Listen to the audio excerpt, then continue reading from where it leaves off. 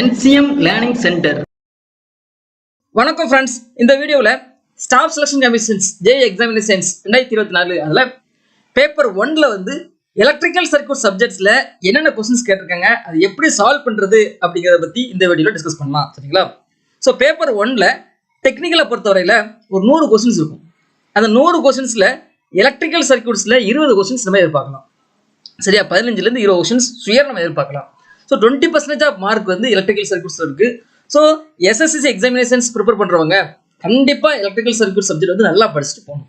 So இந்த examinations prepare பண்ணுவாங்க இந்த வீடியோ ஃபுல்லாக கோத்ரூ பண்ணிட்டு போனீங்க அப்படின்னா எந்தெந்த டாபிக் வந்து ரொம்ப இம்பார்ட்டன்ஸ், எந்தெந்த டாப்பிக்கில் என்ன மாதிரி கொஸ்டின்ஸ் கேட்டிருக்காங்க அப்படிங்கிறது ஒரு ஐடியா உங்களுக்கு கிடைக்கும். ஸோ அதனால் ஃபுல்லாக இந்த வீடியோ கோத்ரூ பண்ணுங்க.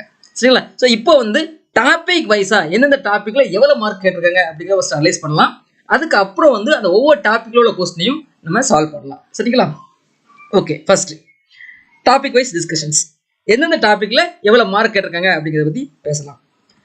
ஸோ ஃபர்ஸ்ட் பேசிக் சார்ஜ்னா என்ன, கரண்ட் என்ன, வோல்டேஜ், பவர், எனர்ஜி, இந்த ரிலேஷன்ஸ்லேருந்து பேசிக்கான உள்ள ரிலேஷன்ஸ்லேருந்து 4 கொஸ்டின்ஸ் கேட்டிருக்காங்க. சரியா? தேரம் நார்டன்ஸ் தேரம் இதுலேருந்து ஒரு கொஸ்டினும், மேக்ஸிமம் பவர் டிரான்ஸ்ஃபர் தேரத்துலேருந்து ஒரு கொஸ்டினும், நெட்வொர்க் ரிடக்ஷன்ஸ், இந்த resistance network reductions, capacity network reductions, inductive network reductions இருக்குல்லையா, அந்த ரிடக்ஷன்ஸ் இருக்கு. இதில் வந்து இந்த கெப்பாசிட்டி நெட்வொர்க் ரிடக்ஷன்ஸில் 2 கொஸ்டின்ஸ் கேட்டிருக்காங்க. நம்ம வந்து ஒன்லி ரெசிஸ்டன்ஸ் நெட்வொர்க் ரிடக்ஷன் தான் பார்ப்போம். சீரியஸாக இருந்தால் எப்படி ரெடியூஸ் பண்ணுறது, பேரலாக எப்படின்னா எப்படி ரெடியூஸ் பண்ணுறது, ரெசிஸ்டன்ஸ் வந்து சீரியஸாக இருந்தால் எப்படி ரெடியூஸ் பண்ணுறது, ரெசிஸ்டன்ஸ் வந்து பேரலாக இருந்தால் எப்படி ரெடியூஸ் பண்ணுறதுன்னு படிச்சிருப்போம். பட் கெப்பாசிட்டன்ஸ் வந்து எப்படி சீரியஸாக இருந்தால் எப்படி ரெடியூஸ் பண்ணுறது, பேரலாக தான் எப்படி ரெடியூஸ் பண்ணுறது படிச்சிருக்க மாட்டோம். அப்படி படிக்காமல் போனீங்க அப்படின்னா உங்களுக்கு 2 மார்க் கிடைக்காம போயிடும். சரியா? இந்த கெப்பாசிட்டன்ஸ் நெட்வொர்க் ரிடக்ஷன்ஸ்லாம் 2 மார்க் கேட்டிருக்காங்க. ரெசிஸ்டன்ஸ் நெட்வொர்க் ரிலேஷன்ஸில் ஒரு கொஸ்டின்ஸ் கேட்டிருக்காங்க. ஸோ மொத்தம் 3 மார்க்ஸ் இதில் கேட்டிருக்காங்க. ஓகே, அடுத்து ஸ்டார் டு டெல்டா கன்வர்ஷன்ஸ்லேருந்து ஒரு கொஸ்டின்ஸ் கேட்டிருக்காங்க. அதுக்கப்புறம் சீரியஸ் ரெசோனன்ஸ் கான்செப்ட்ஸ்லேருந்து ஒரு கொஸ்டின்ஸ். இதில் பார்த்தீங்கன்னா சீரியஸ் ரெசோனன்ஸ்க்கு ஒரு விதமாக ஃபார்முலா இருக்கும், பேரல் ரெசோனன்ஸ்க்கு ஒரு விதமாக ஃபார்முலா இருக்கும். ஸோ இந்த ஃபார்முலாஸ்லாம் யூஸ் பண்ணீங்க அப்படின்னா நம்ம ஒரு ஒர்க் எல்லாம் அட்டன் பண்ணிடலாம். அதுக்கப்புறம் மேக்னெட்டிக் சர்க்யூட்ஸ் கான்செப்ட்ஸ் இதுலேருந்து ஒரு 2 கொஸ்டின்ஸ் கேட்டிருக்காங்க. அதுக்கப்புறம் பேசிக் இண்டக்டர் கெப்பாசிட்டர் பேசிக்ஸ் ஃபார்முலாஸ் அதுலேருந்து ஒரு கொஸ்டினும், அதுக்கப்புறம் ஏசி அல்டர்னேட்டிங் கரண்ட் ஃபண்டமெண்டல்ஸ் அதுலேருந்து ஒரு கொஸ்டினும், 3 phase circuits, 3 phase power, active power, reactive power, 3 phase power, star நெட்வொர்க்காக இருந்ததுன்னா 3 ஃபேஸ் பவர் ரிலேஷன்ஸ் என்ன இருக்கும், டெல்டா நெட்வொர்க்காக இருந்தால் 3 ஃபேஸ் பவர் ரிலேஷன்ஸ் என்ன இருக்கும், இந்த மாதிரி 3 ஃபேஸ் சர்க்யூட்ஸ்லேருந்து ஒரு 4 கொஸ்டின்ஸ். ஸோ மொத்தம் இந்த 2024 பார்த்தீங்க அப்படின்னா 19 கொஸ்டின்ஸ் கேட்டிருக்காங்க. எலக்ட்ரிக்கல் சர்க்யூட்ஸில் மட்டும் 19 கொஸ்டின்ஸ் கேட்டிருக்காங்க. ஓகே, இந்த 19 கொஸ்டினையும் நம்ம டாபிக் வைஸாக 1 by 1 சால்வ் பண்ணலாம். கொஞ்சம் ஸ்பீடாகவே சால்வ் பண்ணுவோம். சால்வ் பண்ணும்போது உங்களுக்கு வந்து டவுட்ஸ் வருது அப்படின்னா இந்த வீடியோவில் கமெண்ட் பாக்ஸில் உங்களோட போஸ்ட் பண்ணுங்க, அதுக்கான கிளாரிஃபிகேஷன்ஸ் கொடுக்குறேன். இல்லை நம்மளோட N7 வாட்ஸ்அப் குரூப் இருக்குது, அதில் கூட உங்கள் டவுட்டை போஸ்ட் பண்ணிங்கன்னா அதுக்கான கிளாரிஃபிகேஷன்ஸ் கொடுக்குறோம். இப்போ உங்களுக்கு நோட்ஸ் எடுக்கணும் அப்படின்னா இந்த வீடியோ பாஸ் பண்ணிவிட்டு நீங்கள் நோட்ஸ் எடுத்துக்கோங்க. சரியா? கொஞ்சம் ஸ்பீடாக பண்ணால் தான் ஒரு 40 to 45 மினிட்ஸில் நம்ம கவர் பண்ண முடியும் இந்த எல்லா கொஸ்டினையும். ஸோ பார்க்கலாம், 1 by 1 பார்க்கலாம். ஃபர்ஸ்ட் டாப்பிக்ல இருந்து இதில் பாருங்கள், நல்லா ரீட் பண்ணுங்க. 1 ஆம்பியர் கரண்ட் ஃப்ளோவாக இருந்ததுன்னா எவ்வளோ எலக்ட்ரான்ஸ் இருக்கும் அப்படின்னு சொல்லி கேட்குறாங்க. ஸோ நமக்கு தெரியும் பேசிக் ரிலேஷன்ஸ், கரண்ட்டுக்கும் சார்ஜுக்கும் உள்ள relations I is equal to Q/T. Charge moment of charge தான் கரண்ட். சரியா? அப்போது இவ்வளோ செகண்ட்ஸில் எவ்வளவு சார்ஜ் மூவ் ஆகுது அதான் current. So I is equal to Q/T நமக்கு தெரியும். Qங்கிறது என்னென்னா number of electrons into charge per single எலக்ட்ரானுக்கு எவ்வளோ சார்ஜ் அப்படிங்கிறது தான் Q. சரி, Qங்கிறது number of electrons into charge of single electron. So charge of single எலக்ட்ரான்ங்கிறது நமக்கு தெரியும். சரியா? இது எப்படி எழுதலாம் அப்படின்னா formula Q is equal to N into E. Nங்கிறது நம்பர் ஆஃப் எலக்ட்ரான்ஸ், Eங்கிறது சார்ஜ் ஆஃப் சிங்கிள் எலக்ட்ரான். அப்போ சார்ஜ் ஆஃப் சிங்கிள் எலக்ட்ரான் Eங்கிறது என்னது 1.6 × 10⁻⁻19 கூலும். இதை நீங்கள் வச்சு தான் ஆகணும், வேறு வழி கிடையாது. ஸோ நமக்கு என்ன வேண்டியிருக்கு, நம்பர் ஆஃப் எலக்ட்ரான்ஸ் N வேண்டியிருக்கு. அப்போ இதில் Q கொடுத்துருக்காங்களா, 1 ampere of current. I is equal to என்ன அப்படின்னா Q/T, ஒரு செகண்ட்ஸில் எவ்வளோ கரண்ட்டு. சரியா? அப்போ ஒரு செகண்ட்ஸில் I is equal to 1 அப்படின்னா T வந்து 1 seconds அப்படின்னு எடுத்துட்டோம் அப்படின்னா Q வந்து என்ன வரும், Q is equal to 1 அர்த்தம். புரிஞ்சுக்க முடியுதா? ஏன்னா I is equal to 1 amps, 1 amps கொடுத்துட்டாங்க. T வந்து ஒரு செகண்ட்ஸ் எடுத்துக்கிட்டோம் அப்படின்னா ஒரு செகண்ட்ஸில் உள்ள சார்ஜ் மூமெண்ட். அப்போ ஒரு செகண்ட்ஸ் எடுத்துட்டோம் அப்படின்னா Q is equal to 1. T வந்து நான் 1 seconds எடுத்துக்கிறேன். ஒரு செகண்ட்ஸில் எவ்வளோ எலக்ட்ரான் மூவ் ஆகும் அப்படின்னு எடுத்துக்கிறேன். Okay, so Q is equal to 1 தெரிஞ்சிடுச்சா? அப்போ இந்த ஃபார்முலாலேருந்து Q எனக்கு தெரிஞ்சிடுச்சு, E வேலையை எனக்கு தெரிஞ்சிடுச்சு, இல்லை நம்பர் ஆஃப் எலக்ட்ரான்ஸ் நம்ம N கண்டுபிடிச்சிக்கலாம். ஸோ இப்போ என்ன வரும் அப்படின்னா Q வந்து 1, இதை சிம்பிளை பண்ணுறேன். அப்போ எனக்கு என்ன கிடைக்கும் அப்படின்னா N is equal to 6.25 × 10⁻18 கிடைக்கும். நம்பர் ஆஃப் எலக்ட்ரான்ஸ், இத்தனை நம்பர் ஆஃப் எலக்ட்ரான்ஸ் வந்து ஒரு செகண்ட்ஸில் வந்து மூவ் ஆகும் அப்படின்னு அர்த்தம். சரியா, ஒரு செகண்ட்ஸில் 6.25 × 10^18 எலக்ட்ரான்ஸ் வந்து மூவ் ஆகும். மூவ் ஆச்சுன்னா எனக்கு ஐ வந்து 1 ஆம்ஸ் கிடைக்கும். புரிஞ்சுக்க முடியுதா? இப்போ டி வந்து 1 செகண்ட்ஸ் எடுத்துக்கலாம். ஓகே, அடுத்து 2வது கொஸ்டின்ஸ் இல்லை ரீட் பண்ணுங்க. நம்ம எனர்ஜி கண்டுபிடிக்கணும். 10 100 வாட்ஸ் பல்ப் இருக்குது. நல்லா கவனிங்க, 10 100 வாட்ஸ் பல்ப் இருக்குது. 20 மணி நேரம் ஒரு நாளைக்கு எரியுது. இப்படி 30 நாளைக்கு எரியுது. அப்போ மொத்தம் எனர்ஜி எவ்வளவு அப்படின்னு கேட்குறாங்க. சரியா, ஸோ நமக்கு தெரியும் எனர்ஜிங்கிறது என்னது? Power into time. ஸோ அப்போ நம்ம என்ன பண்ணோம்? ஃபர்ஸ்ட் வந்து பவர் கண்டுபிடிக்கணும். ஸோ அப்போ 10 100 வாட்ஸ் பல்ப் இருக்குது. அப்போ பவர் எனக்கு என்ன வரும்? 10 × 100. அப்போ பவர் வந்து 1000 வாட்ஸ். ஓகே, பவர் கண்டுபிடிச்சாச்சு. அடுத்து எனர்ஜி கண்டுபிடிக்கணும் அப்படின்னா எனக்கு டைம் வேணும். இப்போ டைம் என்ன கொடுத்துருக்காங்க? 20 ஹவர்ஸ் பெர் டே இன் எ மந்த். அப்போ டைம் என்ன வரும்னா 20 hours per day into 30 days, 30 நாள் சொல்லிட்டாங்க. சரியா, ஸோ இப்போ எனக்கு டே கேன்சல் டோட்டல் ஹவர்ஸ் கிடைக்குமா? 30 நாளைக்குள்ள ஹவர்ஸ். மொத்த ஹவர்ஸ் பார்த்தீங்க அப்படின்னா 600 ஹவர்ஸ். இந்த பல்ப் வந்து 600 ஹவர்ஸ் வந்து ஆள் இருந்திருக்கு. ஸோ அப்போ இப்போ ஈஸியாக நமக்கு பவர் தெரிஞ்சிருச்சு, டைம் தெரிஞ்சிருச்சு. அப்போ எனர்ஜி கமிச்சிடலாம். அப்போ என்ன வரும் அப்படின்னா எனர்ஜி சிக்கல் பவர் இன் டைம் பண்ணோம்னா எனக்கு என்ன வரும்னா 600 kWh. ஆப்ஷன் டி வந்து சரியான ஆன்சர்ஸ். ஓகேவா, அடுத்து 3வது கொஸ்டின்ஸ் ரொம்ப சிம்பிளான கொஸ்டின்ஸ். டிசி சிக்னல்ஸ் என்ன அப்படின்னு சொல்லி கேட்குறாங்க. இதில் எந்த இது வந்து நாட் ட்ரூ, எது வந்து நாட் ட்ரூ அப்படின்னு சொல்லி கேட்குறாங்க. ஸோ ஃபர்ஸ்ட் ஆப்ஷன் ஏ பாருங்க, DC voltage is always negative or always positive. Correct தான். டிசி வோல்டேஜ் பேட்டரி இருக்கு, ஆல்வேஸ் பாசிட்டிவாக இருக்கும், அப்படி இல்லைன்னா ஆல்வேஸ் நெகட்டிவாக இருக்கும். ஆப்ஷன் ஏ வந்து சரியான ஸ்டேட்மெண்ட். ஆனால் நம்ம கண்டுபிடிக்க வேண்டியது தப்பான ஸ்டேட்மெண்ட் கண்டுபிடிக்கணும். ஸோ ஆப்ஷன் ஏ வந்து சரியான ஸ்டேட்மெண்ட். பட் நம்ம கண்டுபிடிக்க வேண்டியது தப்புங்கிறதுனால ஆப்ஷன் ஏ வந்து ராங். அடுத்து A DC voltage has both positive negative values. அப்படி இருக்குமா? டிசி வோல்டேஜில் வந்து போத் பாசிட்டிவ் நெகட்டிவ் இருக்காது. ஏதாவது ஒன்று தான் இருக்கும். ஒன்று பாசிட்டிவாக இருக்கும், அப்படி இல்லை நெகட்டிவாக இருக்கும். ஏதாவது ஒன்று தான் இருக்கும். டைம் பொறுத்து மாறாது. ஸோ ஆப்ஷன் பி வந்து தப்பான ஒரு ஸ்டேட்மெண்ட். பார்த்தோன்னே இப்போ ஆன்சர் பண்ணிடலாம். ஆப்ஷன் பி வந்து ஒரு தப்பான ஒரு ஸ்டேட்மெண்ட் தான். அடுத்து 4th கொஸ்டின்ஸ். இது எது ரெசிஸ்டிவ் டிவைஸ்? ரெசிஸ்டிவ் டிவைஸ் வந்து எது? டிரான்ஸ்ஃபார்மர்ங்கிறது ஒரு காயில், அது இண்டக்டிவ் டிவைஸ். ஜென்ரேட்டருங்கிறது என்னன்னா இன்டியூஸ்ட் வோல்டேஜ். அப்போ ஒரு கெப்பாசிட்டன்ஸ் எஃபெக்ட் இருக்கும், காயில் இருக்கும், அதில் இண்டக்டன்ஸ் எஃபெக்ட் இருக்கும். மோட்டார்லேயுமே இண்டக்டன்ஸ் எஃபெக்ட் இருக்கும். அப்போ ஹீட்டர் மட்டும்தான் resistive device. So option B வந்து சரியான ஆன்சர்ஸ். ஓகேவா, அடுத்து 5th questions. Thevenin's Norton circuit கேட்டாங்க. ரொம்ப சிம்பிள். தெவெனின்ஸ் ஈக்குவலன்ட் சர்க்யூட்ஸ் எப்படி இருக்கும்? தெவெனின்ஸ் ஈக்குவலன்ட் சர்க்யூட்ங்கிறது வேற ஒன்றும் கிடையாது, ஒரு voltage source series with resistance. So அப்போ ஆப்ஷன் பி வந்து சரியான ஆன்சர்ஸ். ஓகேவா, அடுத்து 6வது questions. Maximum power transfer theorem. இது ரொம்ப சிம்பிளாக அந்த ஃபார்முலாலேருந்து கேட்டிருக்காங்க. ஸோ நம்ம மேக்ஸிமம் பவர் ட்ரான்ஸ்ஃபர் தேர்ம் பண்ணி நமக்கு என்ன தெரியணும்னா கண்டிஷன் ஃபார் மேக்ஸிமம் பவர் ட்ரான்ஸ்ஃபர்ங்கிறது என்னன்னா Thevenin's resistance equal load resistance. சரி, இதான் conditions for maximum power transfer. இப்போ amount of maximum power transfer என்னவா இருக்கும் அப்படின்னா Vth² / 4Rth. இங்கே வந்து தெவெனின்ஸ் வோல்டேஜ்ங்கிறது E, தெவெனின்ஸ் ரெசிஸ்டன்ஸ்ங்கிறது R. அப்போ சப்ஜெக்ட் பண்ணுறதுக்கு என்ன வரும் அப்படின்னா E² / 4R கிடைக்கும். ஆப்ஷன் சி வந்து சரியான ஆன்சர்ஸ். ஓகேவா, அடுத்து நெட்வொர்க் ரெடக்ஷன்ஸ். நெட்வொர்க் ரெடக்ஷன்ஸ்ல வந்து 3 கொஸ்டின்ஸ் கேட்டிருக்காங்க. 3ல வந்து கெப்பாசிட்டி நெட்வொர்க் ரெடக்ஷன்ஸ்ல வந்து 2 கொஸ்டினும், ரெசிஸ்டிவ் நெட்வொர்க் ரெடக்ஷன்ஸ்ல ஒரு கொஸ்டின் கேட்டிருக்காங்க. அதை பார்க்கலாம். ஃபர்ஸ்ட் ரெசிஸ்டிவ் நெட்வொர்க் ரெடக்ஷன்ஸ்ல உள்ள ஒரு கொஸ்டின்ஸ் நல்லா கவனிங்க. இதில் 3 ரெசிஸ்டன்ஸ் இருக்கு, R1 R2 R3 3 ரெசிஸ்டன்ஸ் இருக்கு. அதில் R2 R3 வந்து ஃபர்ஸ்ட் வந்து பேரலா இருக்கு. அந்த காம்பினேஷன்ஸ் வந்து சீரிஸ் வித் R1 அப்படி இருக்குதுன்னா டோட்டல் ரெசிஸ்டன்ஸ் என்ன? ஸோ ஃபர்ஸ்ட் வந்து R2 R3 பேரலல். இப்போ பேரல் ஃபார்முலா தெரியும் என்ன வரும்? R2 R3 பேரல்னா அதோட டோட்டல் வேல்யூ என்ன வரும்? R2 × R3 / R2 + R3 பேரலுக்குள்ள formula. Okay, அதோட வேல்யூஸ் சப்ஸ்டிட் பண்ணுறேன். 2 × 3 / 2 + 3 அப்போ 6/5 கிடைக்கி. இதை சிம்பிளை பண்ண எனக்கு என்ன கிடைக்குன்னா 1.2 கிடைக்கும். Okay, R2 R3 parallel combinations result value தெரிஞ்சிச்சு. இந்த காம்பினேஷன் வந்து series with R1. Series with R1 என்ன வரும்? அடிஷன்ஸ். இந்த காம்பினேஷன் வந்து அந்த R1 கூட ஆட் ஆகுது. அப்போ என்ன வரும்னா R total is equal to R equivalent plus R1. R equivalent வந்து 1.2, R1 வந்து 1. அப்போ ஆட் பண்ணோம்னா எனக்கு 2.2 கிடைக்கும். ஆப்ஷன் டி வந்து சரியான ஆன்சர். ஓகேவா, அடுத்து 8வது கொஸ்டின்ஸ். கெப்பாசிட்டி நெட்வொர்க்கில் கேட்டிருக்காங்க. இந்த கொஸ்டினை பாருங்க. 10 capacitors equal capacitors 20 microfarad capacitors இருக்கு. ஃபர்ஸ்ட் சீரியஸாக கனெக்ட் பண்ணுறோம், அதுக்கப்புறம் பேரலாக கனெக்ட் பண்ணுறோம். ரெண்டு ரேஷியோ வந்து என்ன அப்படின்னு சொல்லி கேட்குறாங்க. சரியா, ஸோ ரொம்ப சிம்பிள். ஒரு பாயிண்ட் ஞாபகம் வச்சுக்கோங்க. 10 ஈக்குவல் கெப்பாசிட்டர்ஸ் சீரியஸாக கனெக்ட் பண்ணோம் அப்படின்னா ரிசல்டன்ட் வேல்யூ வந்து டிவைடட் பை 10. சரியா, அப்படியே ரெசிஸ்டிவ் நெட்வொர்க்கு ஆப்போசிட்டாக இருக்கும். நீங்கள் 10 ஈக்குவல் ரெசிஸ்டர்ஸ் வந்து சீரியஸாக ஆட் பண்ணீங்க அப்படின்னா சீரியஸாக கனெக்ட் பண்ணீங்க அப்படின்னா மல்டிப்ளிகேஷன் பை 10. ஏன்னா ரெசிஸ்டன்ஸ் வந்து சீரியஸாக ஆட் பண்ண போட அடிஷன் ஆகும். இதே கெப்பாசிட்டர் வந்து பேரலில் போடும்போது தான் அடிஷன் ஆகும், ஆப்போசிட். சரியா, ரெசிஸ்டன்ட் நெட்வொர்க் சீரியஸ்னா கெப்பாசிட்டி நெட்வொர்க் பேரல் அந்த மாதிரி வரும். ஓகேவா? ஸோ அப்போ 10 ஈக்குவல் கெப்பாசிட்டர் வந்து நீங்க சீரியஸா போட்டீங்க அப்படின்னா டிவைட் பை 10. இதே 10 ஈக்குவல் கெப்பாசிட்டர் பேரலா போட்டீங்க அப்படின்னா மல்டிப்ளை பை 10. அதை மட்டும் ஞாபகம் வச்சுக்கணும். ஓகே, அப்போ என்ன வரும்? C equivalence equal to 20 20 by 10 வருமா ஒவ்வொரு இதுக்கும்? அப்போ 2 மைக்ரோஃபாரட் கிடைச்சது. ரிசல்டன் வந்து 2 மைக்ரோஃபாரட். சீரியஸில் கனெக்ட் பண்ணோம்னா எனக்கு 2 மைக்ரோஃபாரட் கிடைக்கும். இதே பேரலா கனெக்ட் பண்றேன், 10 ஈக்குவல் கெப்பாசிட்டர் பேரலா கனெக்ட் பண்ணோம்னா மல்டிபிளிகேஷன்ஸ் நடக்கும். சரியா? ஸோ அப்போ என்ன வரும்? C parallel formula 20 × 10 = 200 microfarad. இதே இது ரெசிஸ்டன்ஸ் நெட்வொர்க்கு ஆப்போசிட்டா இருக்கும். 10 ஈக்குவல் ரெசிஸ்டன்ஸ் சீரிஸா பண்ணீங்கன்னா மல்டிப்ளை பை 10. 10 ஈக்குவல் ரெசிஸ்டன்ஸ் வந்து பேரலா போட்டீங்கன்னா டிவைட் பை 10. ஞாபகம் வச்சுக்கோங்க. சரியா? ஓகே, ஸோ அப்போ ரேஷியோ ரெண்டுக்குள்ள ரேஷியோ எடுத்தோம்னா என்ன வரும்? சி சீரிஸ் பை சி பேரலா எடுத்தோம்னா 1/100. ஆப்ஷன் ஏ வந்து சரியான ஆன்சர்ஸ். புரிஞ்சுக்க முடியுதா? அடுத்து 9th கொஸ்டின்ஸ். இதுவுமே கெப்பாசிட்டி நெட்வொர்க் ரிடக்ஷன்ஸ் தான்.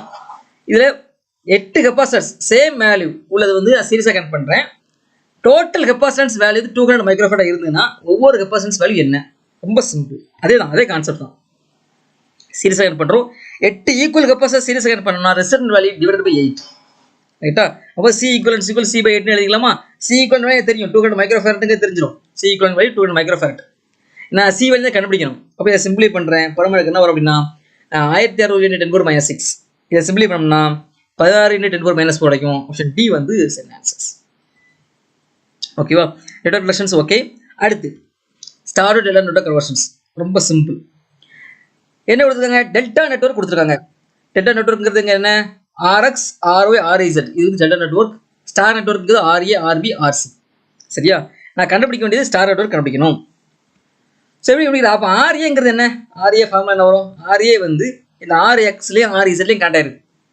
ஸோ அப்போ இந்த ஃபார்முலா எப்படி எழுதலாம் அப்படின்னா RA = RX × RZ divide by sum of the resistance. Formula எப்படி வந்து ஸ்டார் டு டெல்டாக்கு ஃபார்முலா யாவுக்கிறது, டெல்டா டு ஸ்டாருக்கு நம்ம ஃபார்முலா யாவுக்கிறது அப்படிங்கிறது வந்து ஒரு வீடியோ தனிப்பட்ட வீடியோ கொடுத்துருக்கோம். உங்களுக்கு வேணும்னா அந்த வீடியோ நீங்கள் கோத்ரூ பண்ணிக்கோங்க. இதான் ஃபார்முலாஸ். ஓகே, இப்போ இதில் எல்லா வேல்யூஸ் ஈக்குவல் வேல்யூ. டெல்டாவில் உள்ள வேல்யூ எல்லா value equal value. RX, RY, RZ all R same value. So இப்போ இதை எப்படி சிம்பிளை பண்ணலாம் அப்படின்னா RX = RA = R × R, R², R + R + R 3R கிடைக்குமா? ஸோ இதை சிம்பிளை பண்ணுறேன். R/3 கிடைச்சிருச்சா? ஸோ R வேல்யூ கொடுத்துருக்காங்க. 3 ∠30 கொடுத்துருக்காங்க. இதில் சப்ஸ்டிட் பண்ணுறேன். சப்ஸ்டிட் பண்ண என்ன வரும்னா 1 ∠30 கிடைக்கும். ஆப்ஷன் டி வந்து சரியான ஆன்சர்ஸ். புரிஞ்சுக்க முடியுதா? ஓகே, அடுத்து 14 கொஸ்டின்ஸ். ரெசோனன்ஸ்லேருந்து ரொம்ப சிம்பிளானது தான். நம்ம இதில் என்ன கண்டுபிடிக்கணும் அப்படின்னா வோல்டேஜ் அக்ராஸ் கெப்பாசிட்டன்ஸ் வேல்யூ கண்டுபிடிக்கணும். ரெசோனன்ஸ் கேன்சல் கண்டுபிடிக்கணும். டோட்டல் இன்புட் வோல்டேஜ் கொடுத்துருக்காங்க. ரெசிஸ்டன்ஸ், இண்டக்டன்ஸ், கெப்பாசிட்டன்ஸ் வேல்யூ கொடுத்துருக்காங்க. என்ன செய்யறது? ஸோ நமக்கு தெரியும் குவாலிட்டி ஃபேக்டர் Q = BC/V. ஒரு சீரியஸ் ரெசோனன்ஸ் சர்க்யூட்ஸ்க்கு வந்து குவாலிட்டி ஃபேக்டர்ங்கிறது voltage across capacitor by total voltage.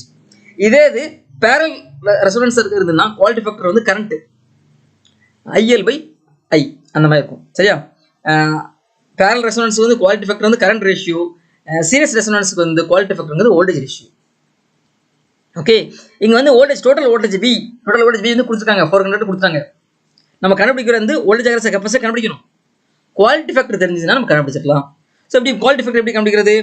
ஒரு சீரியஸ் ரெசோனன்ஸ் சர்க்யூட்ஸ்க்கு குவாலிட்டி ஃபேக்டர் Q = ωRL/R. ωRங்கிற ரெசோனன்ஸ் ஃப்ரீக்வன்சி, Lங்கிறது இண்டக்டன்ஸ் வேல்யூ கொடுத்தாங்க. ரெசோனன்ஸ் வேல்யூ கொடுத்தாங்க. பட் ரெசோனன்ஸ் ஃப்ரீக்வன்சி கொடுக்கல. இப்போ ரெசோனன்ஸ் ஃப்ரீக்வன்சி கண்டுபிடிக்கணும். எப்படி கண்டுபிடிக்கிறது resonance frequency? So ωR = 1/√LC. எந்த சீரியஸாக இருந்தாலும் சரி, பேரலாக இருந்தாலும் சரி, ரெசோனன்ஸ் ஃப்ரீக்வன்சி ஃபார்முலா வந்து என்னது? 1/√LC. ஓகே, உங்க L value, C value, known value substitute பண்றேன். சப்ஸ்டிட் பண்ண சிம்பிளை பண்ண எனக்கு என்ன கிடைச்சிருக்கு? 1/40 கிடைச்சிருக்கு. Resonance frequency value 1/40. அப்போ இதை வந்து Q ல சப்ஸ்டிட் பண்ண குவாலிட்டி ஃபேக்டர் நம்ம கண்டுபிடிச்சிடலாமா? Q வேல்யூ என்ன வரும்? Q = ωR க்கு பதிலா 1/40, L க்கு பதிலா 400, R க்கு பதிலா 5. இதை சிம்பிளை பண்றேன். எனக்கு 2 வருது. Quality factor value 2. Quality factor is known, total voltage known. இதில் என்ன பண்ணிடலாம்? வோல்டேஜ் அக்ராஸ் கெப்பாசிட்டர் கண்டுபிடிச்சிடலாம். So V = Q × V. Substitute பண்றேன். எனக்கு 800 கிடைச்சிருக்கு. ஆப்ஷன் பி வந்து சரியான answers. Input voltage 400, but voltage across capacitor வந்து அதிகமாக இருக்கும். ரெசோனன்ஸ் ரெசிஸ்டன்ஸ்ல அதிகமாக இருக்கும். புரிஞ்சுக்க முடியாது? இன்புட் வோல்டேஜ் 400 தான், பட் அதை விட அதிகம். ஓகே, ரெசோனன்ஸ் அதிகமாக இருக்கும். குட். அடுத்து 12 கொஸ்டின்ஸ். மேக்னெட்டிக் சர்க்யூட்ஸ்லேருந்து 2 கொஸ்டின்ஸ் இருக்காங்க, டிஸ்கஸ் பண்ணலாம். இதில் பார்த்தீங்கன்னா 3 இண்டக்டன்ஸ் வந்து சீரியஸாக இருக்குது. 3 இண்டக்டன்ஸ் வந்து சீரியஸாக இருக்குது. இப்போ நம்ம இந்த டாட் ரூல் யூஸ் பண்ணுவோம். டாட் ரூல் யூஸ் பண்ணும்போது இந்த மியூச்சுவல் இண்டக்டன்ஸ், எந்த மியூச்சுவல் இண்டக்டன்ஸ் வந்து பாசிட்டிவ், எந்த மியூச்சுவல் இண்டக்டன்ஸ் நெகட்டிவ் கண்டுபிடிக்கும். சரி, அது காயில் 1, காயில் 2, காயில் 3 3 காயில் இருக்கு. ஸோ டாட் இந்த காயில் டாட் பார்த்தீங்கன்னா கரண்ட் என்ட்ரிங் இடத்துல இருக்குது. இந்த காயில் பார்த்தீங்க அப்படின்னா கரண்ட் டாட் வந்து லிவிங்கில் இருக்குது. ஸோ இப்போ இந்த ரெண்டுக்குள்ள மியூச்சுவல் இண்டக்டன்ஸ் வந்து நெகட்டிவ் வேல்யூ. புரிஞ்சுக்க முடியுதா?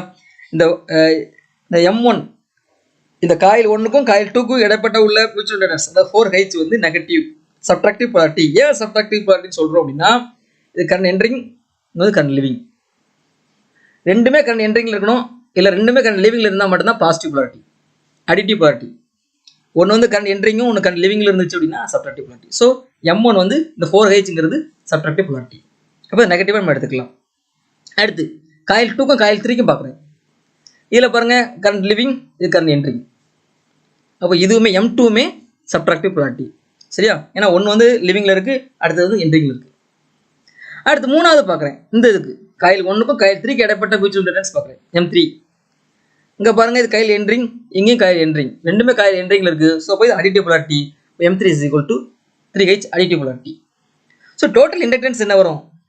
L equivalent is equal to L1 plus L2 plus L3 plus 2 into M. M total mutual inductance. Total mutual inductance எடுக்கும்போது M1ங்கிறது சப்ட்ராக்டிவ் போலாரிட்டி. ஸோ அதில் மைனஸ் போட்டுக்கணும். M2வும் சப்ட்ராக்டிவ் போலாரிட்டி, அதெல்லாம் மைனஸ் போட்டுக்கிறேன்.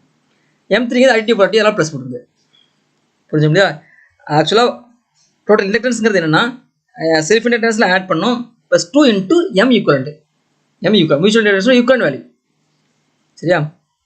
இந்த M3 மட்டும் அடிட்டிங்கிறதுனால ப்ளஸில் வந்திருக்கு. இந்த ரெண்டும் சப்ட்ராக்டிவ்னால மைனஸில் வந்திருக்கு. ஸோ சப்ஜெக்ட் பண்ணுறேன். அப்போ எனக்கு என்ன வரும்? L1ங்கிறது 14, L2ங்கிறது 18, L3ங்கிறது 40 செல்ஃப் இண்டக்டன்ஸ். அடுத்து மியூச்சுவல் இண்டக்டன்ஸ் 2 into இது M1ங்கிறது என்ன வருது? M1 வந்து -4, M2ங்கிறது -2, M3ங்கிறது +3. சிம்பிளை பண்ணோம்னா என்ன வருது அப்படின்னா 66 ஹென்றி. ஆப்ஷன் சி வந்து சரியான ஆன்சர்ஸ். ஓகேவா? அடுத்து 13 கொஸ்டின்ஸ் ரொம்ப சிம்பிள் தான். இதில் பார்த்தீங்கன்னா ஃப்ளக்ஸ் கொடுத்துருக்காங்க, மேக்னெட்டிக் ஃப்ளக்ஸுடைய ரிலேஷன்ஸ் கொடுத்துருக்காங்க. இம்பெடன்ஸ் ஆஃப் த காயில் கண்டுபிடிக்கணும். at t = 2 seconds. Induced current கொடுத்துருக்காங்க 5 amps கொடுத்துருக்காங்க. எப்படி கண்டுபிடிக்கிறது? ஸோ இம்பெடன்ஸ் வேணும்னா எனக்கு இன்டியூஸ்டு வோல்டேஜ் வேணும். இன்டியூஸ்டு வோல்டேஜ் தெரிஞ்சிச்சுன்னா இன்டியூஸ்டு கரண்ட் இருக்குது. ஸோ அப்போ இன்டியூஸ்டு வோல்டேஜும் இன்டியூஸ்டு கரண்ட் வச்சு நம்ம என்ன பண்ணலாம்? இம்பெடன்ஸ் கண்டுபிடிச்சிடலாம். ஸோ அப்போ ஃபஸ்ட்டு வந்து இன்டியூஸ்டு வோல்டேஜ் கண்டுபிடிக்கணும். எப்படி கண்டுபிடிக்கிறது? ஃப்ளக்ஸ் வச்சு இன்டியூஸ்டு வோல்டேஜ் கண்டுபிடிக்க முடியுமா? கண்டுபிடிச்சிடலாம். Faraday's law of electromagnetic induction படி E is equal to N into dy/dt. இதானே rate of change of flux. Induced EMF வந்து opposes the rate of change of flux. N க்கு number of turns. இங்க number of turns என்ன ஒரு single turn சொல்லிட்டாங்க. So N is equal to 1. N is equal to 1 சொல்லிட்டாங்க. So E is equal to dy/dt. Phi value கொடுத்துருக்காங்க. So இதுலேருந்து easy நம்ம என்ன பண்ணலாம்? dy/dt கண்டுபிடிச்சலாம். டிஃபரன்ஷியேட் பண்ணுறேன். அப்போ 5t ஸ்கொயர் என்ன வரும்? 10t plus 4 constant differentiate 0. So dy/dt எடுத்துருமா? t is equal to 2 seconds கொடுத்துருக்காங்க. t is equal to 2 seconds. t is equal to 2 seconds. dy/dt என்ன வரும்? சப்ஜெக்ட் பண்ணுறேன். 10 into 2 20, 24 கிடச்சிடும். dy/dt 24. இது வந்து இந்த இன்டியூஸ் ஈக்குவேஷன் சப்ஜெக்ட் பண்ணுறேன். ஏன்னா n வந்து 1 சப்ஜெக்ட் பண்ணோம்னா E is equal to 24 volt எனக்கு கிடச்சிச்சு. இப்போ இன்டியூஸ்டு EMF என்ன தெரிஞ்சிச்சா? இன்டியூஸ்டு கரண்ட் கொடுத்துருக்காங்க. I is equal to 5 amps கொடுத்துருக்காங்க. இன்டியூஸ்டு வோல்டேஜ் கண்டுபிடிச்சாச்சு. இன்டியூஸ்டு கரண்ட் கொடுத்துருக்காங்க. ஸோ அப்போ இது நம்ம induce impedance Z is equal to voltage by current. So அப்போ என்ன வரும்னா அது சிம்பிளை பண்ணோம்னா 8.4 கிடச்சிருக்கு. ஆப்ஷன் சி வந்து சரியான ஆன்சர்ஸ். ஓகேவா? அடுத்து 14வது கொஸ்டின்ஸ். இண்டக்டர் அண்ட் கெப்பாசிட்டருடைய பேசிக்ஸ்லேருந்து கேட்டிருக்காங்க. இதில் பார்த்தீங்கன்னா வோல்டேஜ் அக்ராஸ் கெப்பாசிட்டர் வந்து கொடுத்துருக்காங்க. வோல்டேஜ் அக்ராஸ் கெப்பாசிட்டர்ஸ் வந்து ஈக்குவேஷன் கொடுத்துருக்காங்க. அந்த கெப்பாசிட்டன்ஸ் வேல்யூ வந்து 10 farad கொடுத்துருக்காங்க. at t = 2 secondsல கரண்ட் வேல்யூ என்ன அப்படின்னு கண்டுபிடிக்கணும். சரியா? வோல்டேஜ் கரண்ட் ரிலேஷன்ஸ் இந்த கெப்பாசிட்டருடைய வோல்டேஜ் கரண்ட் ரிலேஷன்ஸ் தெரிஞ்சிச்சுன்னா ஆன்சர் பண்ணிடலாம். ரொம்ப சிம்பிள் தான். ஸோ நமக்கு தெரியும் அந்த கெப்பாசிட்டருக்கு கரண்ட் ஃபார்முலா என்ன அப்படின்னா I is equal to C into dV/dt. பிங்கிறது வோல்டேஜ் அக்ராஸ் கெப்பாசிட்டர்ஸ். சரி, அங்கே வோல்டேஜ் அக்ராஸ் கெப்பாசிட்டர் கொடுத்துருக்காங்க, டைம் கொடுத்துருக்காங்க, கெப்பாசிட்டன்ஸ் வேல்யூ கொடுத்துருக்காங்க. அப்புறமா I வந்து ஈஸியாக கண்டுபிடிச்சிடலாம். சரியா? ஃபர்ஸ்ட் நான் டிஃபரன்ஷியேட் பண்ணுறேன். இந்த வோல்டேஜ் அக்ராஸ் கெப்பாசிட்டன்ஸ் வேல்யூ வந்து டிஃபரன்ஷியேட் பண்ணுறேன். dV/dt கண்டுபிடிக்கிறேன். அப்போ என்ன வரும்? இதை டிஃபரன்ஷியேட் பண்ணால் 30t² - 5 கிடைக்குமா? ஸோ அதை சப்ஜெக்ட் பண்ணுறேன். எல்லா வேலையும் சப்ஜெக்ட் பண்ணுறேன். கரண்ட்லி கிடச்சிடலாம். So I is equal to C வந்து என்னது? 10 farad into dV/dt. இதை டிஃபரன்ஷியேட் பண்ணுறேன். டிஃபரன்ஷியேட் பண்ணும்போது இந்த way கிடச்சிருமா? 30t² - 5 கிடச்சிருமா? Okay. t is equal to கொடுத்துருக்காங்க. அதை சப்ஜெக்ட் பண்ணுறேன். அப்போ எனக்கு என்ன வரும்? I is equal to 1250 amps வரும். ஆப்ஷன் பி வந்து சரியான ஆன்சர்ஸ். ஓகே, ரொம்ப சிம்பிள். அடுத்து 15வது கொஸ்டின்ஸ். ஏசி ஃபண்டமெண்டல்ஸில் ஒரு கொஸ்டின்ஸ் ரொம்ப சிம்பிளான கொஸ்டின்ஸ் தான். இதில் இருந்து கெப்பாசிட்டர் ரியாக்டன்ஸ் வேல்யூ கொடுத்துருக்காங்க. ஸோ 5 ohms கொடுத்துருக்காங்க, வோல்டேஜ் கொடுத்துருக்காங்க 220 வோல்ட் கொடுத்துருக்காங்க, ஃப்ரீக்வன்சி 50 ஹெர்ட்ஸ் கொடுத்துருக்காங்க. நம்ம கரண்ட் வேல்யூ கண்டுபிடிக்கணும். மேக்ஸிமம் கரண்ட் கண்டுபிடிக்கணும். சரியா? Maximum current. ஸோ இங்கே வந்து ரெசிஸ்டன்ஸ் எதுவுமே கொடுக்கல. அப்போ இசட் வந்து என்னது? இசட்டுங்கிறது என்னது? ரியாக்டன்ஸ் மட்டும் தான். ஓகே. ஸோ அப்போ இங்கே விஆர்எம்எஸ் வேல்யூ கொடுக்குங்க 220 வோல்ட்டுங்கிறது ஆர்எம்எஸ் வேல்யூ. நல்லா புரிஞ்சுக்கணும். ஒரு ஏசிக்கு வந்து வோல்டேஜ்னு கொடுத்தாங்கன்னா அது ஆர்எம்எஸ் வோல்டேஜ் எடுக்கணும். ஸோ இப்போ ஆர்எம்எஸ் வேல்யூ 220 வோல்ட். ஸோ நம்ம ஐஆர்எம்எஸ் கமிச்சிடலாமா? I RMS equal V RMS by X C reactance value. சரியா? இங்கே ரெசிஸ்டன்ஸ் எதுவுமே கொடுக்கல. அப்போ டேரெக்டாக எக்ஸிங்கிறது இசட்ங்கிறது எக்ஸி மட்டும் தான். ஸோ இப்போ விஆர்எம்எஸ் வேல்யூ 220, எக்ஸிங்கிறது 5. சரி, சிம்பிளி பண்ணால் 44 ஆம்ஸ் எனக்கு கிடச்சிருக்கு. பட் நம்ம கண்டுபிடிக்கிறது மேக்ஸிமம் கரண்ட் ஐஎம் கண்டுபிடிக்கணும். ஸோ மேக்ஸிமம் கரண்ட்டுக்கும் ஆர்எம்எஸ் கரண்ட்டுக்குள்ள ரிலேஷன்ஸ் என்ன? ஐஆர்எம்எஸ் IM/√2 நமக்கு தெரியும். IRMS IM/√2. இங்கே ஆர்எம்எஸ் வேல்யூ தெரியும், நம்ம ஐஎம் வேல்யூ கண்டுபிடிக்கணும். இப்போ IM IRMS × √2. அவ்வளோதான். அப்போ என்ன வரும்? IRMS value 44 × √2. இதான் மேக்ஸிமம் வேல்யூ. ஆப்ஷன் சி வந்து ஆன்சர்ஸ். அடுத்து கடைசி டாபிக் 3 phase பவர் சர்க்யூட்ஸ்லேருந்து 4 கொஸ்டின்ஸ் இருக்காங்க. நாளே வேணும்னா நம்ம டிஸ்கஸ் பண்ணலாம். ஓகே, ஃபர்ஸ்ட் கொஸ்டின்ஸ் 16 கொஸ்டின்ஸ் நல்லா ரீட் பண்ணுங்க. இன்ஸ்டன்டேனியஸ் பவர் ஒரு 3 phase-ல உள்ள 3 phase சிஸ்டத்துல இன்ஸ்டன்டேனியஸ் பவர் வேல்யூ என்னவா இருக்கும் அப்படின்னு கேட்குறாங்க. ஸோ இதை பார்த்தோன்னே ஆன்சர் பண்ண வேண்டியது இன்ஸ்டன்டேனியஸ் பவர் என்னவா இருக்கும் அப்படின்னா ரிமைன்ஸ் கான்ஸ்டன்ட் சரி ஆன்சர்ஸ். ஒரு 3 phase வேவ்ஃபார்ம் இருக்கு. R phase, Y phase, P phase இருக்கு. அந்த ஒவ்வொரு இன்ஸ்டன்டேனியஸ் வேல்யூ வந்து 0. ஒரு ஏசியோட வோல்டேஜ் இல்லை கரண்ட் ஏதாவது ஒன்று மட்டும் பர்டிகுலராக ஏதாவது ஒன்று மட்டும் எடுத்து நீங்கள் R phase உள்ள இன்ஸ்டன்டேனியஸ் வேல்யூ, B phase உள்ள இன்ஸ்டன்டேனியஸ் வேல்யூ, RYB மூணுடைய இன்ஸ்டன்டேனியஸ் வேல்யூ ஏதாவது வோல்டேஜ் மட்டும் எடுத்தீங்கன்னா அவன் இன்ஸ்டன்டேனியஸ் வேல்யூ 0. 3 ஆட் பண்ணீங்கன்னா RYB மூணுடைய இன்ஸ்டன்டேனியஸ் வேல்யூ ஆட் பண்ணி எடுத்தீங்கன்னா 0 இருக்கும். இதில் கரண்ட்டு RYB உடைய கரண்ட் எடுத்து இன்ஸ்டன்டேனியஸ் கரண்ட் வேல்யூ நீங்கள் ஆட் பண்ணீங்கன்னா 0. பட் பவர் எடுத்தீங்கன்னா R phase உடைய வோல்டேஜும் R phase உடைய கரண்ட்டையும் நீங்கள் மல்டிப்ளை பண்ணீங்கன்னா இன்ஸ்டன்டேனியஸ் வேல்யூ மல்டிப்ளை பண்ணீங்கன்னா கான்ஸ்டன்ட் இருக்கும். அதே மாதிரி Y phase உடைய ஏதாவது ஒரு வேல்யூவையும் அதே டைமில் உள்ள Y phase உடைய கரண்ட்டையும் நீங்கள் மல்டிப்ளை பண்ணீங்கன்னா கான்ஸ்டன்ட் தான் இருக்கும். ஸோ பவர் கேட்கும்போது இன்ஸ்டன்டேனியஸ் பவர்னு வரும்போது கான்ஸ்டன்டாக இருக்கும். சரியா? அந்த ஒரு வோல்டேஜில் உள்ள ஒரு பர்டிகுலர் உள்ள வோல்டேஜ் இல்லை கரண்ட்னு எடுத்து இன்ஸ்டன்டேனியஸ் வேல்யூ ஆட் பண்ணீங்கன்னா 0 கிடைக்கும். சரியா? நல்லா புரிஞ்சுக்கணும். ஒரு வேவ்ஃபார்ம் வோல்டேஜ் வேவ்ஃபார்ம் இல்லை கரண்ட் வேவ்ஃபார்ம் எடுத்து அந்த இன்ஸ்டன்டேனியஸ் வேல்யூ நீங்கள் ஆட் பண்ணீங்கன்னா 0 வரும். பட் பவர் கண்டுபிடிக்கும்போது ஆருடைய வோல்டேஜ் R phase உடைய வோல்டேஜும் R phase உடைய கரண்ட் இல்லை Y phase உடைய வோல்டேஜும் Y phase கரண்ட் நீங்கள் மல்டிப்ளை பண்ணீங்கன்னா எந்த ஒரு இன்ஸ்டன்ட்லாம் மல்டிப்ளை பண்ணீங்கன்னா உங்களுக்கு கிடைக்கிறது கான்ஸ்டன்ட் வேல்யூ கிடைக்கும். சொல்ல புரிஞ்சுக்க முடியுதா? ஆப்ஷன் பி வந்து சரி, இதை குழப்பிடக்கூடாது. ஓகே, அடுத்து 17 கொஸ்டின்ஸ் ரொம்ப சிம்பிள். இதில் பாருங்க ரியாக்டிவ் பவர் கொடுத்துருக்காங்க. ரியாக்டிவ் பவர் வந்து 3600 ரியாக்டிவ் பவர் கொடுத்துருக்காங்க. லைன் வோல்டேஜ் வந்து 200 வோல்ட் கொடுத்துருக்காங்க. லைன் கரண்ட் கொடுத்துருக்காங்க. நம்ம கண்டுபிடிக்க வேண்டியது பவர் ஃபேக்டர் கண்டுபிடிக்கணும். எப்படி கண்டுபிடிக்கிறது? ஸோ இதில் வந்து ரியாக்டிவ் பவர் கொடுத்துருக்காங்க. பவர் ஃபேக்டர் கண்டுபிடிக்கணும் அப்படின்னா நமக்கு இந்த அப்பரண்ட் பவர் தெரிஞ்சிச்சு அப்படின்னா நம்ம என்ன பண்ணிடலாம்? Apparent power, real power, reactive power இந்த 3 தெரிஞ்சிச்சுன்னா நம்ம ஈஸியாக என்ன பண்ணிடலாம்? பவர் ஃபேக்டர் கண்டுபிடிச்சிடலாம். ஸோ ஃபர்ஸ்ட் நான் என்ன பண்ணணும் அப்படின்னா அப்பரண்ட் பவர் கண்டுபிடிக்கணும். எப்படி கண்டுபிடிக்கிறது? இங்கே வந்து reactive power is given. Reactive power வந்து Q வந்து 3600 VR கொடுத்தாங்க. Reactive power is given. Apparent power கண்டுபிடிக்கணும். இது 3 phase சர்க்யூட்ஸ். அப்போ apparent power S √3 × VL IL formula. இதான் அப்பரண்ட் பவரோட ஃபார்முலா. ஸோ அங்கே VL லைன் வோல்டேஜ் கொடுத்துருக்காங்க, 200 வோல்ட் கொடுத்துருக்காங்க, லைன் கரண்ட் கொடுத்துருக்காங்க. ஸோ அப்போ யூஸ் பண்ணுறேன், ஃபார்முலா யூஸ் பண்ணுறேன். அப்போ அப்பரண்ட் பவர் வேல்யூ எனக்கு என்ன கிடைக்கும் அப்படின்னா 6000 VA. அப்பரண்ட் பவர்ங்கிறது வோல்டேஜ் அண்ட் கரண்ட். சரி, அப்பரண்ட் பவர்ங்கிறது வோல்டேஜ் அண்ட் கரண்ட். ரியல் பவர்ங்கிறது வாட்ஸ் கிடைக்கும். ஸோ அப்படிதான். ஸோ அப்பரண்ட் பவர் கண்டுபிடிச்சாச்சு. அப்போ இந்த அப்பரண்ட் பவர், ரியாக்டிவ் பவர் ரெண்டையும் வச்சு நம்ம என்ன பண்ணலாம்? ரியல் பவர் கண்டுபிடிச்சிடலாம். Real power P √S² - Q². ஏன்னா S √P² + Q² கிடைக்கும். S P + JQ. S apparent power S real power + JQ கிடைக்கும், காம்ப்ளெக்ஸ் பவர். ஓகேவா? அப்போ அதோட மேக்னிட்யூட் எடுத்தோம்னா S √P² + Q² கிடைக்கும். ஸோ அதுல இருந்து P கண்டுபிடிச்சிடலாம். ஓகே, போய் சப்ஜெக்ட் பண்ணுறேன். அப்போ எனக்கு என்ன வரும்? சப்ஜெக்ட் பண்ணோம்னா ரியல் பவர் வேல்யூ வந்து 4500 வாட்ஸ் எனக்கு கிடைச்சிருக்கு. இப்போ real power value known, reactive power value known, apparent power value known. இது வந்து பவர் ஃபேக்டர் ஈஸியாக கண்டுபிடிச்சலாம். ஸோ பவர் ஃபேக்டர் ஃபார்முலா என்ன அப்படின்னா cos π P/S real power by apparent power. அந்த ட்ரையாங்கிள் போட்டிருந்தா அந்த ட்ரையாங்கிள் ஃபார்முலா எடுத்துக்கலாம். அட்ஜசன்ட் வேல்யூ வந்து அப்படின்னா ரெசிஸ்டிவ் P, ஆப்போசிட் வந்து ரியாக்டிவ் Q, அந்த ஹைபர்நியூஸ் அதை பார்த்தீங்கன்னா அப்பரண்ட் பவர். ஓகேவா?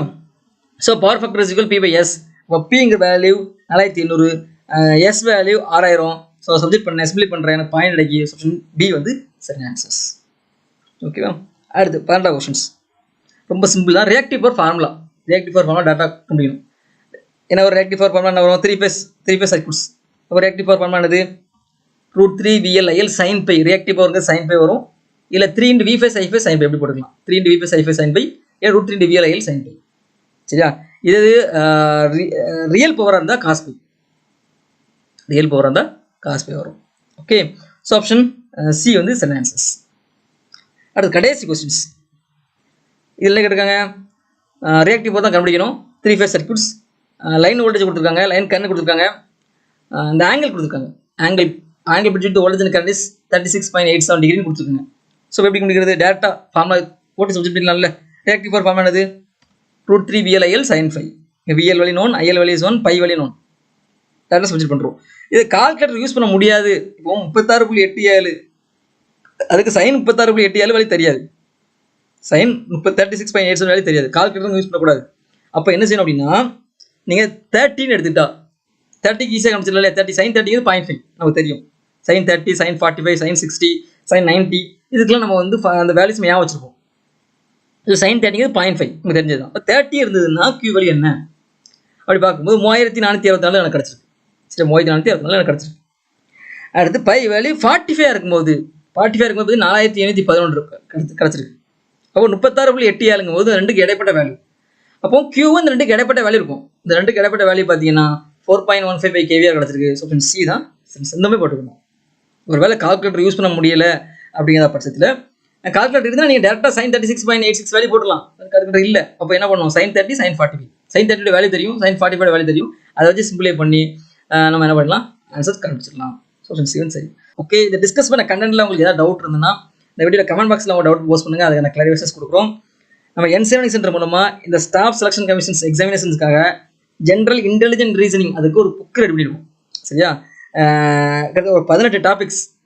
அந்த 18 டாபிக்ஸில் இருந்தால் எக்ஸாமினேஷன்ஸில் கொஸ்டின்ஸ் இருக்கும், 50 கொஸ்டின்ஸ் இருக்கும். ஸோ அந்த 18 டாபிக்ஸ்க்கும் ஷார்ட்கட்டுக்கு நம்ம என்ன பண்ணியிருக்கோம்? ஒரு புக் ரெடி பண்ணியிருக்கோம். அந்த புக்கு வேணும் அப்படின்னா நம்மளுடைய என்சேவனிங் சென்டர் வெப்சைட்ஸில் போய் நீங்கள் பர்ச்சேஸ் பண்ணிக்கலாம்.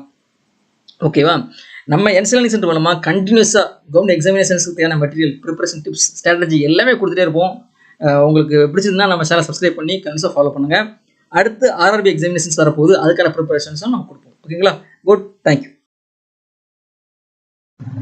தேங்க்ஸ் ஃபார் வாட்சிங். Click the subscribe button and click the bell icon for notification. Like, comment and share.